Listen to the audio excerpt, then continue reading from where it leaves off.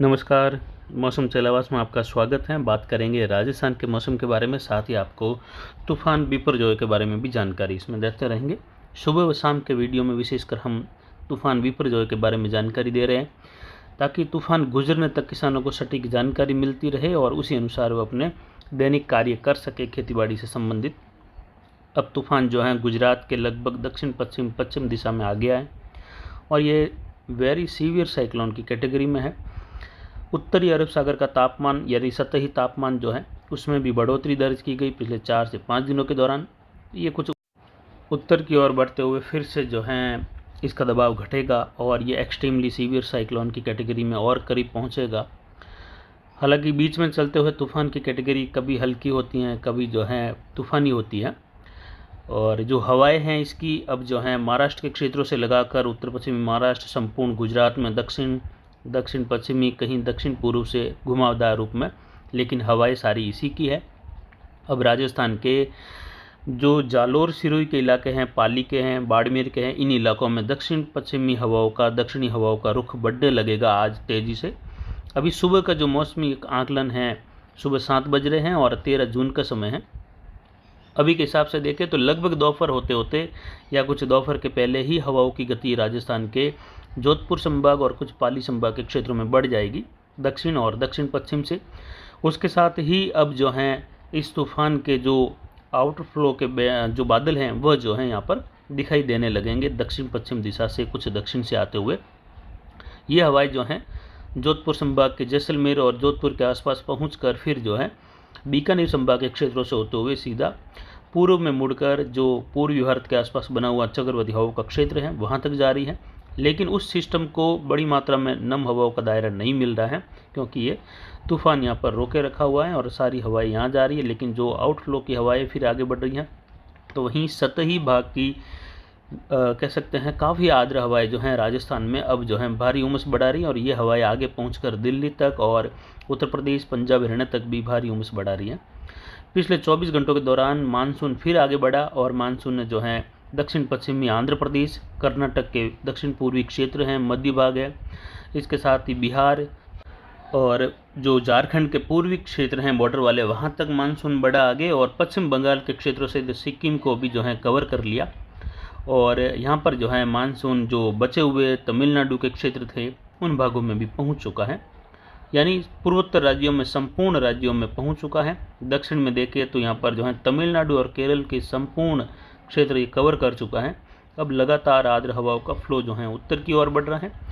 तूफान के अगले 24 से 72 घंटों के बीच में जो है बिहार, कुछ झारखंड और पश्चिम बंगाल के क्षेत्रों में और आगे बढ़ने की संभावना है। तो वहीं आंध्र प्रदेश और कुछ दक्षिण तेलंगाना के आसपास के क्षेत्र हैं, कर्नाटक और महाराष्ट्र के क्षेत्रों में आगे बढ़ते हुए मुंबई में भी दस्तक देने की संभावनाएं अब काफ़ी ज़्यादा बढ़ गई हैं। वहीं तूफान की वजह से हवाओं का दायरा अब राजस्थान के क्षेत्रों में बढ़ेगा। हवाएं जो हैं दक्षिण और दक्षिण पश्चिम से तेज़ होगी, तो कुछ जगहों पर दक्षिण राजस्थान के आसपास, कुछ गुजरात के इलाकों में दक्षिण पूर्वी हवाओं का रुख इस तूफान की वजह से देखने को मिलेगा। पिछले 24 घंटों के दौरान अधिकतम तापमान चेलावा मारवाड़ जंक्शन का 43.38 डिग्री सेल्सियस रहा और भारी उमस भी रही। न्यूनतम तापमान 28.04 डिग्री सेल्सियस, अधिकतम आर्द्रता 66.81% रही। न्यूनतम आर्द्रता का स्तर जो है यहाँ पर 29.50% यानी 30% के करीब, और वायु दबाव 999 मिलीबार के आसपास बना हुआ है। जैसे जैसे तूफान नज़दीक आएगा वैसे वैसे यहाँ पर जो है जो वायु दबाव है वो घटता जाएगा और ये 998, 997 इस प्रकार होता जाएगा। वहीं जो हवाएं हैं अधिकतम 19.20 किलोमीटर दर्ज की गई प्रति घंटे के रूप में, और अब हवाएं इन क्षेत्रों में बढ़ने वाली हैं, जिसमें देखें तो हवाओं की गति अब जो है उदयपुर संभाग के क्षेत्रों में भी बढ़ने वाली हैं। वहीं पाली संभाग के पाली, जालोर, सिरोही के क्षेत्र हैं, कुछ बाड़मेर के सटे हुए क्षेत्र हैं, जोधपुर संभाग के जोधपुर और जो बाड़मेर के क्षेत्र हैं जैसलमेर। हालांकि ये हवाएं जो हैं दक्षिण पश्चिम दक्षिण से रहेगी और उत्तरी राजस्थान में ये हवाएं जो हैं दक्षिण से मुड़कर दक्षिण पश्चिम से होते हुए वापस जो है ये पश्चिमी हवाओं के रूप में दिल्ली, उत्तर प्रदेश की ओर बढ़ेगी। और वहीं देखें तो बारिश की गतिविधियां जो हैं अब अगले 24 घंटों में यानी 13 तारीख की जो गतिविधियां रहेगी उसमें कहीं कहीं छुटपुट बौछारें, खंड वर्षा वाली गतिविधियां उदयपुर संभाग, कुछ अजमेर संभाग के क्षेत्र हैं, जोधपुर संभाग और पाली संभाग के क्षेत्रों में छुटपुट जगहों पर खंड वर्षा वाली गतिविधियां शुरू होने की संभावना है, जिसमें देखें तो अरावली रेंज, पाली, राजसमंद, भीलवाड़ा, अजमेर के आसपास से लगाकर बहुत सारे बूंदाबांदी खंड वर्षा के रूप में कहीं कहीं। तो वहीं जो बाड़मेर के इलाके हैं, जालोर, सिरोही, जोधपुर, यहाँ पर भी कुछ जगहों पर टुकड़ों में छुटपुट जगहों पर बहुत सारे बूंदाबांदी की संभावनाएं जो आउटफ्लो के बादल हैं तूफान के, उसकी वजह से देखने को मिलेगी। हवाओं का रुख इस प्रकार बना रहेगा जैसा कि आप लाइनों में देख रहे हैं नीले कलर में। वहीं जो तूफान अभी अरब सागर में बना हुआ है, ये जो है फिलहाल अगले 3 दिन तक अरब सागर में ही बना रहेगा, यानी लगभग 13, 14 और 15 की शाम होते होते या 15 तारीख की शाम से लेकर रात के बीच में, दोपहर के बाद से लेकर मुख्य प्रभाव शुरू हो जाएगा, जिसमें गुजरात के उत्तर पश्चिमी इलाके हैं, नलिया, नारायण सरोवर के आसपास के क्षेत्र, वहाँ से लेकर जो है पाकिस्तान के कराची के बीच वाले क्षेत्र सबसे ज़्यादा प्रभावित रहेंगे और वहीं पर इसके हिट करने की संभावना और उसे हिट करते समय या टकराते समय ये तूफान की कैटेगरी वेरी सीवियर साइक्लोन की कैटेगरी रहेगी, क्योंकि अभी वेरी सीवियर साइक्लोन की कैटेगरी में कल एक्सट्रीम था और लगभग अगले 24 घंटों के दौरान जो तापमान में उतार चढ़ाव होता है समुद्री सतह का, साथ ही जो आसपास के धरातलीय क्षेत्रों पर दिन रात होते समय दिन में कहीं तापमान बढ़ता है, रात में कहीं तापमान घटता है और दिन में कुछ जगहों पर जो है काफ़ी ज़्यादा दबाव घट जाता है, कुछ जगहों पर दबाव बढ़ा रहता है। तो इसका भी फ़र्क इस तूफ़ान के आगे बढ़ने के रूट पर और इस तूफ़ान की ताकत पर जो है असर डालता है कि कितना ये प्रभावी रहेगा, कब जो है ये हल्का हो सकता है। तो ये सारा प्रभाव यहाँ पर देखने को मिलता है। तो तूफान एक्सट्रीमली सीवियर साइक्लोन की कैटेगरी में रहेगा आगे बढ़ते हुए फिर से, और ये टकराते हुए जो है वेरी सीवियर साइक्लोन और सीवियर साइक्लोन के बीच वाली कैटेगरी में रहने की संभावना बहुत ज़्यादा है, 90%।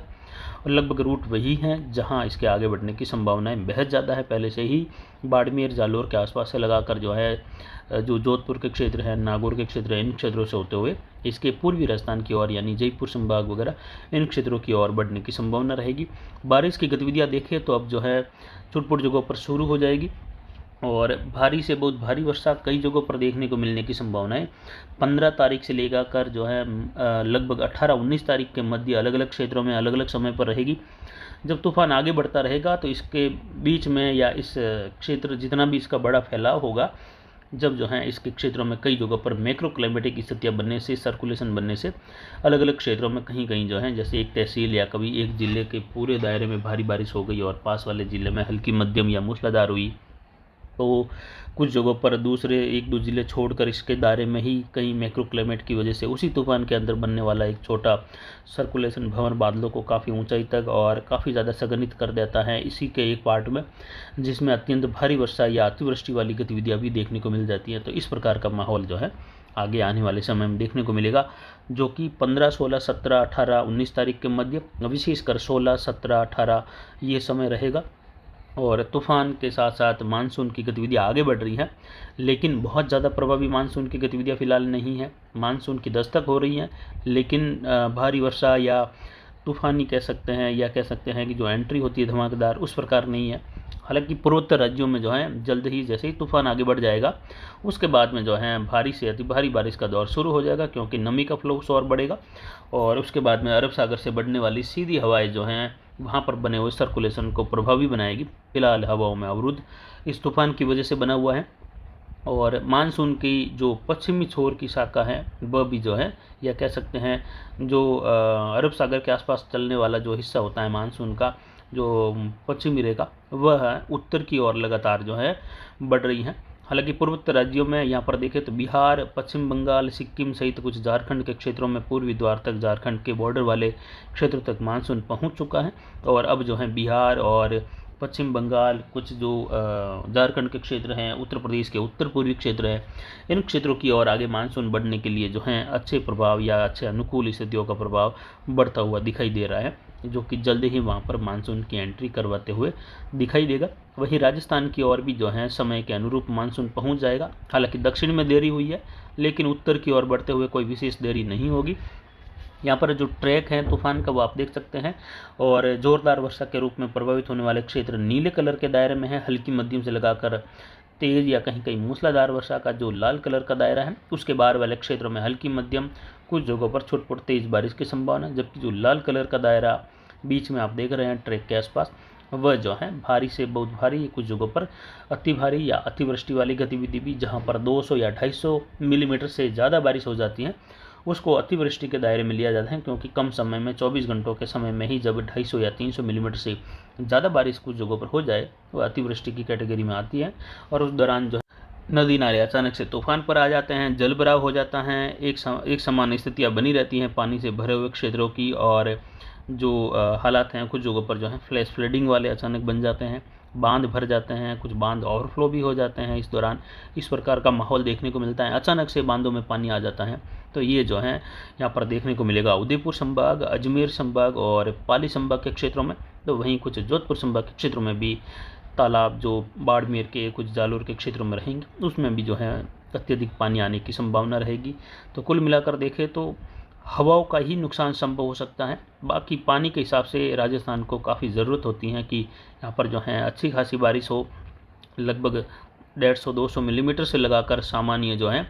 ये बारिश 700 मिलीमीटर के बीच में भी जो है तूफानों की वजह से संभव हो जाती हैं कई बार। और यहाँ पर देखें तो जो हवाओं की गति रहेगी वह तूफान के टकराने के समय बनी हुई स्थिति कि यह टकराते समय कौन सी कैटेगरी में टकराया है, उसके बाद की स्थिति जो है आगे बढ़ते हुए तूफान के लिए वास्तविक स्थिति का जो विश्लेषण हो सकता है वह ज़रूर होता है उस समय कि कितनी हवाएं रह सकती हैं। तो उसमें अगर वेरी सीवियर साइक्लोन का है तो फिर जो है हवाओं की गति आगे 100 किलोमीटर प्लस जा सकती है। लेकिन अगर सीवियर साइक्लोन की कैटेगरी में टकरा कर लगातार कमज़ोर होते हुए आगे बढ़ता है तो फिर जो है तूफान धीरे धीरे कमज़ोर होते हुए हवाओं की जो गति है वो भी कम हो जाती हैं और बारिश की गतिविधियों में भी कुछ कमी आती है, लेकिन भारी से बहुत भारी वर्षा का दौर तो बना रहता है। लेकिन इस बार जो तूफान आगे बढ़ रहा है उसके लिए जो आर्द्र हवाएं हैं उसकी ज़रूरत पड़ती है कि ये मजबूत बना रहे। और जब ये समुद्र को पार करते हुए या समुद्र में होता है तो काफ़ी ज़्यादा आर्द्र हवाएं पूरे पानी के ऊपर रहता है, तो खूब ताकत रहती हैं। धरातलीय क्षेत्रों की ओर बढ़ने के बाद सूखा मौसम होता है, बिल्कुल सूखी मिट्टी होती है, उस मिट्टी में जो है तूफान फिर कमज़ोर हो जाता है। लेकिन यहाँ पर राजस्थान में पहुँचने के बाद जो है यहाँ पर सूखापन आपको इस तूफान को नहीं देखने को मिलेगा, क्योंकि राजस्थान में ऑलरेडी पिछले 20 दिनों से कई जगहों पर भारी तो कई जगहों पर बहुत भारी बारिश हो चुकी है। कई इलाके ऐसे हैं जहाँ पर मानसून सीजन की आधी से भी ज़्यादा बारिश हो चुकी है। कई जगहों पर खेतों में पानी भरा है तो कई जगहों पर भारी आर्द्रता का माहौल, खेतों में नमी बनी हुई है। तूफान जैसे ही आगे बढ़ेगा तो दक्षिण पूर्व पाकिस्तान के आसपास हो सकता है कि यहाँ पर बारिश कम है तो इसको ज़्यादा सपोर्ट नहीं मिले आगे बढ़ते हुए टकराने के बाद। लेकिन राजस्थान में प्रवेश करने के बाद इस तूफान के आसपास से लगाकर जो है भारी आर्द्र हवाओं का प्रभाव मिलेगा तो ये जो है सक्रिय रूप में आगे बढ़ेगा, यानी मजबूती में आगे बढ़ने की संभावना हमारे अनुमान में ज़्यादा है, जिससे यहाँ पर जो है जो बारिश और नमी है वो इसको जो है ज़्यादा मिलेगी फिर से, तो इतना ज़्यादा कमज़ोर भी नहीं होगा कि जैसे अमूमन सूखे मौसम में धरातलीय क्षेत्रों पर बढ़ने वाले तूफान कमज़ोर होते हैं। यानी हमेशा यही होता है कि जब भी कोई धरातलीय क्षेत्रों की ओर तूफान टकरा कर आगे बढ़ता है तो वहाँ पर पहले से सूखा मौसम होता है, कई दिनों से बारिश नहीं हुई होती है, कई महीनों से नहीं हुई होती है और बिल्कुल सूखा मौसम, तापमान ज़्यादा। लेकिन यहाँ पर जो है तापमान घटा हुआ है और इसके केंद्र का तापमान दबाव भी अच्छा खासा है, तो यहाँ पर जो है इसको एक सपोर्ट मिलता है राजस्थान में जाकर उल्टा इस बार कि यहाँ पर जो है आर्द्र हवाओं का सपोर्ट मिल जाता है, तापमान वायु दबाव से संबंधित सपोर्ट मिल जाता है। अमूमन गर्मी के दिनों में इन दिनों 995 मिलीबार तक बना रहता है दबाव, जबकि इस बार 1000-1005 तक वायु दबाव दर्ज किया जा रहा है, तो ये इसके लिए एक सपोर्टेबल स्थिति होती है। तो तूफान का जो ताकत का जो दायरा होता है वह दबाव पर ज़्यादा निर्भर करता है कि धरातलीय क्षेत्रों पर किस प्रकार का दबाव बना हुआ, और प्रकृति कभी भी कुछ भी कर सकती है। इसके केंद्र का दबाव मान लीजिए 950 मिलीबार है और प्रकृति चाहे तो जो है आसपास के क्षेत्रों में भी इस प्रकार की स्थिति पैदा कर ले कि यह एकदम से शून्य हो जाए। तो फिलहाल अभी की जानकारी के लिए इतना ही, आगे की जानकारी के लिए बने रहे हमारे चैनल पर। नमस्कार, जय हिंद, जय भारत।